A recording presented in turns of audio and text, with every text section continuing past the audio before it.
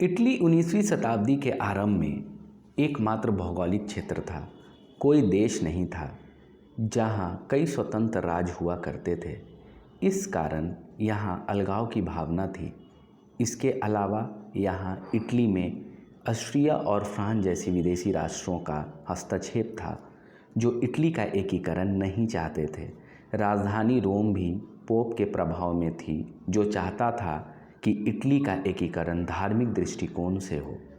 Napoleon के विजय अभियानों से इटली में जो राष्ट्रीयता की चेतना जागृत हुई थी उसका इटली पर काफ़ी प्रभाव पड़ा था। पहला, इटली का नया और सुखी संपन्न वर्ग फ्रांसीसी शासन की कार्य क्षमता को बहुत सराहना करता था।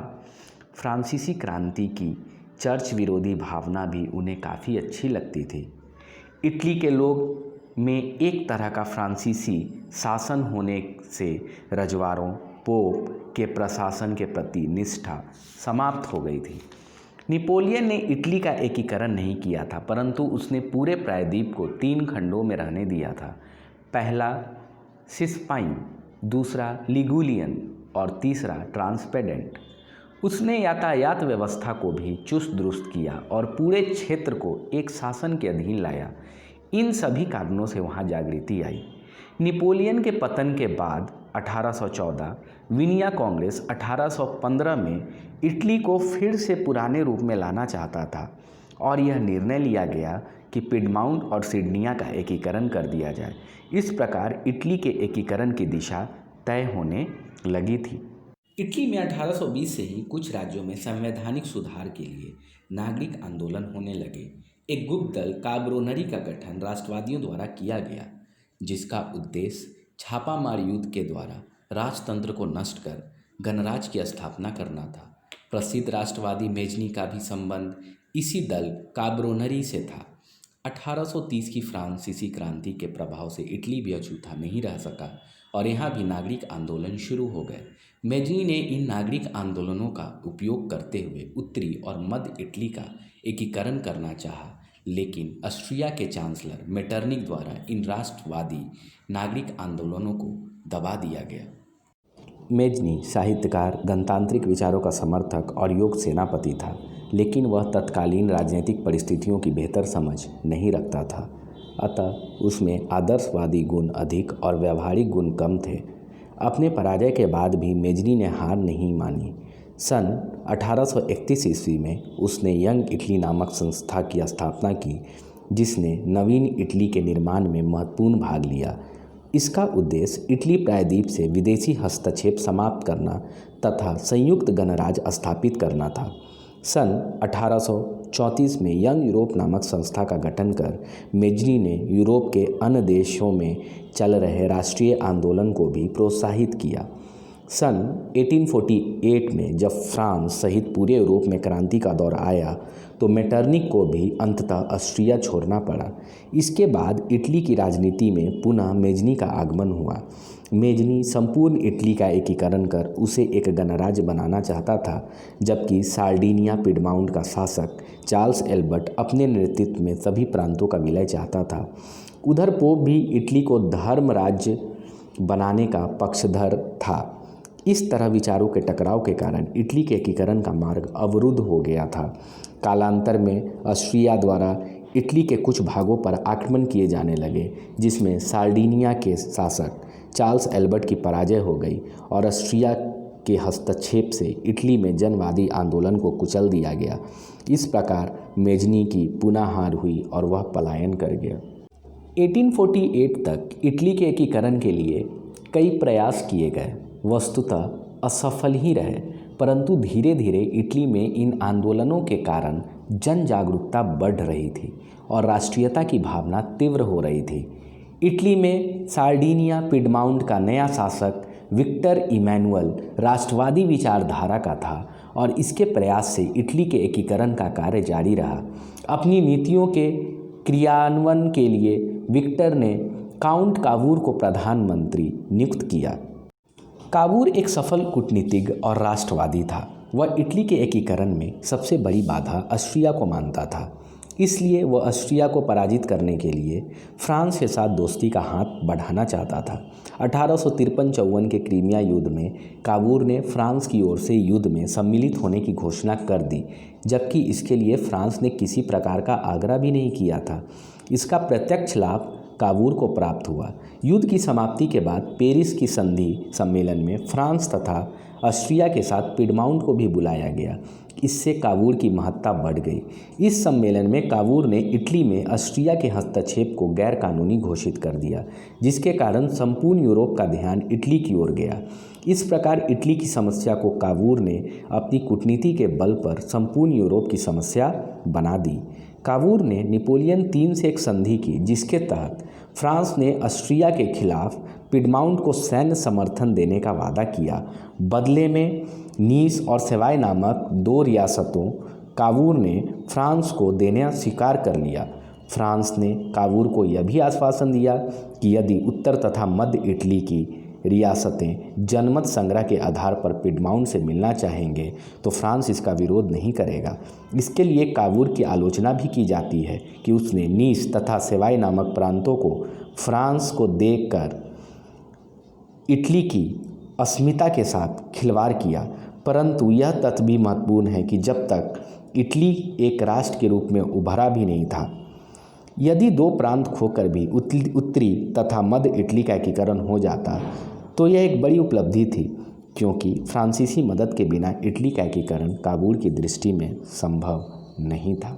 इसी बीच 1859-60 में ऑस्ट्रिया और पिडमाउंट में सीमा संबंधी विवाद के कारण युद्ध आरंभ हो गया। युद्ध में इटली के समर्थन में फ्रांस ने अपनी सेना उतार दी, जिसके कारण ऑस्ट्रियाई सेना बुरी तरह पराजित होने लगी। ऑस्ट्रिया के एक बड़े भाग लोम्बार्डी पर पिडमाउंट का कब्जा हो गया। एक तरफ तो लड़ाई लंबी होती जा रही थी और दूसरी तरफ नेपोलियन इटली के राष्ट्रवाद से घबराने लगा था, क्योंकि उत्तर और मध्य इटली की जनता कावूर के समर्थन में बड़े जनसैलाब के रूप में एकीकरण के लिए आंदोलनरत थी। नेपोलियन इस परिस्थिति के लिए तैयार नहीं था। अतः वेनेशिया पर विजय प्राप्त होने के तुरंत बाद नेपोलियन ने अपनी सेना वापस बुला ली। युद्ध से हटने के बाद नेपोलियन III ने ऑस्ट्रिया तथा पिडमाउंट के बीच मध्यस्थता करने की बात स्वीकारी। इस तरह संधि के अनुसार लोम्बार्डी पर पिडमाउंट का अधिकार और वेनेशिया पर ऑस्ट्रिया का अधिकार माना गया। अंततः एक बड़े राज्य के रूप में इटली सामने आया, परंतु कावूर का ध्यान मध्य तथा उत्तरी इटली के एकीकरण पे था। अतः उसने नेपोलियन को सवाई प्रदेश देने का लोभ देकर ऑस्ट्रिया पिडमाउंट युद्ध में फ्रांस को निष्क्रिय रहने तथा इटली के राज का पिडमाउंट में विलय का विरोध न करने का आश्वासन ले लिया। बदले में नेपोलियन ने यह शर्त रख दी कि जिन राज्यों का विलय होगा वहां जनमत संग्रह कराए जाएंगे। चूँकि उन रियासतों की जनता पिडमाउंट के साथ थी, इसलिए कावूर ने कूटनीति का परिचय देते हुए इसे स्वीकार कर लिया। 1860-61 में कावूर ने सिर्फ रोम को छोड़कर उत्तर तथा मध्य इटली के सभी रियासतों जैसे पर्मा, मेडोना, टक्सनी को मिला लिया तथा जनमत संग्रह कराकर इसकी पुष्टि भी कर ली। ऑस्ट्रिया भी कोई कदम न उठाया, क्योंकि फ्रांस और इंग्लैंड इसका समर्थन कर रहे थे और दूसरी तरफ ऑस्ट्रिया जर्मनी एकीकरण की समस्या से भी जूझ रहा था। इस प्रकार 1862 ईस्वी तक दक्षिण इटली, रोम तथा वेनेशिया को छोड़कर बाकी रियासतों का विलय रोम में हो गया और सभी ने विक्टर एमेनुअल को शासक माना।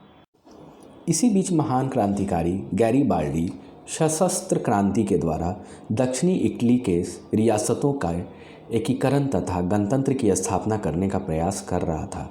गैरीबाल्डी पेशे से एक नाविक था और मेजनी के विचारों का समर्थक था, परंतु बाद में कावूर के प्रभाव में आकर संवैधानिक राजतंत्र का पक्षधर बन गया।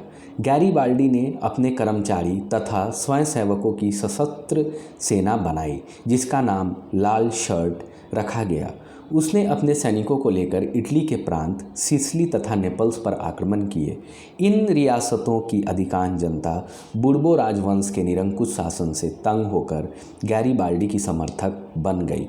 गैरीबाल्डी ने यहाँ गणतंत्र की स्थापना की तथा विक्टर एमेनुअल के प्रतिनिधि के रूप में वहाँ की सत्ता संभाली।